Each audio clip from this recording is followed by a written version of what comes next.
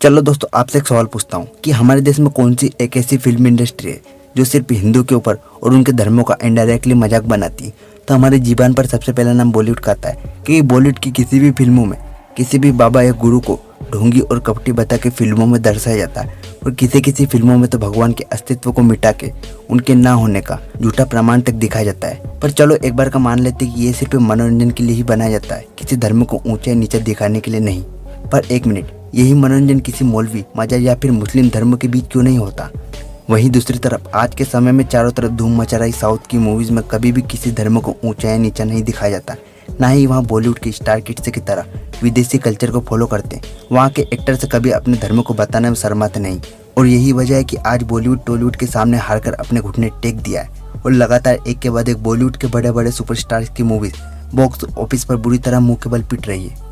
लेकिन आप सोच रहे होंगे कि मैं ये क्यों बात कर रहा हूँ, हम तो दूसरे टॉपिक पर बात करने वाले थे। तो जैसा कि हम सबको पता है कि टॉलीवुड की सारी फिल्में साउथ से ही होती है, फिर भी उसी साउथ में हिंदी भाषा को लेकर मामला थोड़ा गड़बड़ है, या सीधा कहे तो दक्षिण भारतीय हिस्से के राज्यों में हिंदी को नागवारा समझा जाता है, खासकर तमिलनाडु में, जहाँ पर हिंदी भाषा को लेकर विवाद होना आम बात है। अब यहाँ पर बात वही आ जाती है कि जब हिंदू धर्म को यहाँ पर इतना सम्मान मिलता है तो हिंदी भाषा को क्यों नहीं?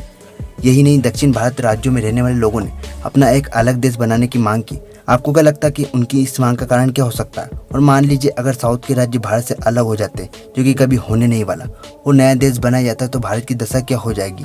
तो इसका परिणाम स्वरूप भारत की जीडीपी में लगभग 30% की गिरावट पाई जा सकती है, जो कि आम है और जो कि भारत को काफ़ी महंगा पड़ सकता है। लेकिन दक्षिण भारत में रहने वाले लोग हिंदी भाषा और हिंदुस्तान से अलग होना ही क्यों चाहते हैं? इसलिए आज के इस टॉपिक में हम हिंदी भाषा को कवर करने वाले हैं। दक्षिण भारत यानी कि साउथर्न पार्ट ऑफ इंडिया और भारत का बाकी हिस्सा, खासकर उत्तरी क्षेत्र और मध्य क्षेत्र में हमेशा किसी न किसी विषय पर अनबन बनी ही रहती, चाहे वह भाषाओं, रंगों या राजनीति हो। यहाँ पर कभी समान तरीके से विचार विमर्श किसी भी तरह के से मेल नहीं खाता।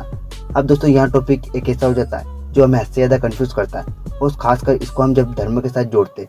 और हम यहाँ इसलिए कह रहे हैं क्योंकि जब बॉलीवुड में हिंदी में फिल्में बनती जो कि अधिक से अधिक हिंदू धर्म से जुड़े लोग ही देखते हैं, बावजूद इसके बॉलीवुड में लगातार हिंदू देवी देवताओं का अपमान हो रहा था।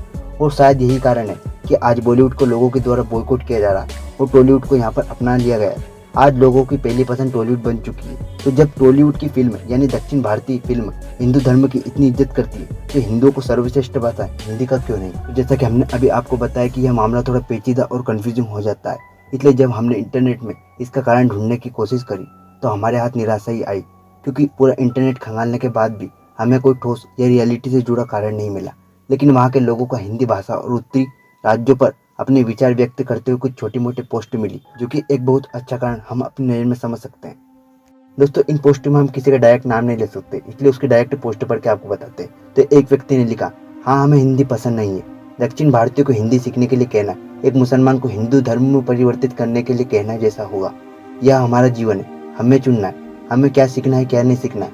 कोई हमें मजबूर नहीं कर सकता, नहीं तो उसे हमारे क्रोध का सामना करना पड़ सकता है।